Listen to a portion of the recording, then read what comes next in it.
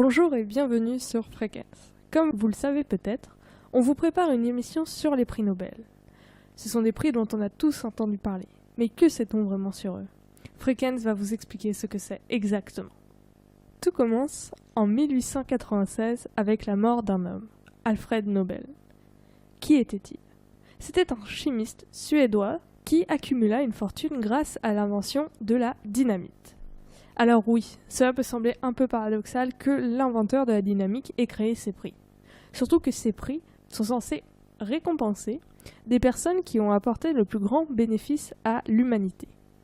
La légende raconte que lors du décès de son frère, en 1888, un journal publia par erreur la rubrique nécrologique d'Alfred Nobel au lieu de celle de son frère. Ainsi, il put lire que « Le marchand de la mort est mort. Le docteur Alfred Nobel, qui fit fortune en trouvant le moyen de tuer le plus de personnes plus rapidement que jamais auparavant, est mort hier. » Cela l'aurait convaincu de tout faire pour laisser une image plus élogieuse de lui après la mort. En 1895, Alfred Nobel rédige donc son testament qui spécifie que la majorité de sa fortune doit servir à récompenser les hommes qui ont apporté le plus grand bénéfice à l'humanité. Il spécifie aussi que la nationalité des savants ne doit jouer aucun rôle dans l'attribution des prix.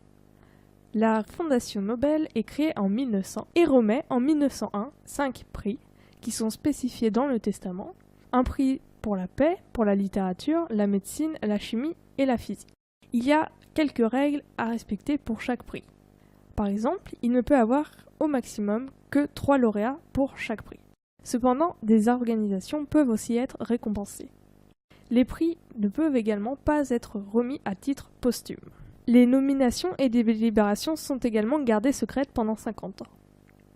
Alors qu'en est-il de ces prix Nobel depuis leur création?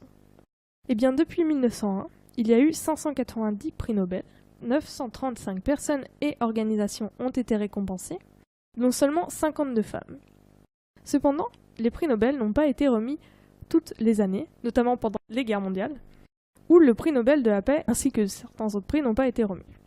A noter également qu'en 1968, suite à une donation de la Banque centrale de Suède en mémoire d'Alfred Nobel, un prix d'économie est créé. Il est désigné comme le prix Nobel d'économie, mais c'est un abus de langage, car celui-ci n'est pas financé par les mêmes fonds que ceux de la Fondation Nobel. Il est financé par la Banque centrale de Suède. Cette même année, en 1968, il a été décidé par la Fondation Nobel de ne pas ajouter d'autres prix. Ainsi, il ne pourra jamais avoir de prix Nobel de mathématiques, par exemple. On pourra également noter que seulement 2 personnes ont refusé le prix Nobel. Jean-Paul Sartre, en 1964, a refusé le prix Nobel de littérature. Et le duc Tho a refusé le prix Nobel de la paix en 1973, qui devait lui être remis suite aux accords conclus entre le Vietnam et les États-Unis, mais le duc Tho a considéré que la situation au Vietnam ne méritait pas qu'on lui remette le prix Nobel de la paix. Alors qu'est-ce que le prix Nobel aujourd'hui? Donc évidemment ça apporte un certain prestige, mais c'est également une médaille en or 18 carats, un diplôme et près de 9 millions de couronnes suédoises, ce qui correspond approximativement à 870 000 €. Comment sont nominés les lauréats? Alors cela dépend de chaque discipline, mais globalement, des noms sont proposés par certains comités choisis par le prix Nobel. Un comité choisit le lauréat, qui est annoncé en octobre, et le 10 décembre, jour de la mort d'Alfred Nobel, le prix est remis. Voilà, vous savez maintenant l'essentiel sur les prix Nobel, et rendez-vous bientôt pour en savoir plus sur les lauréats 2018.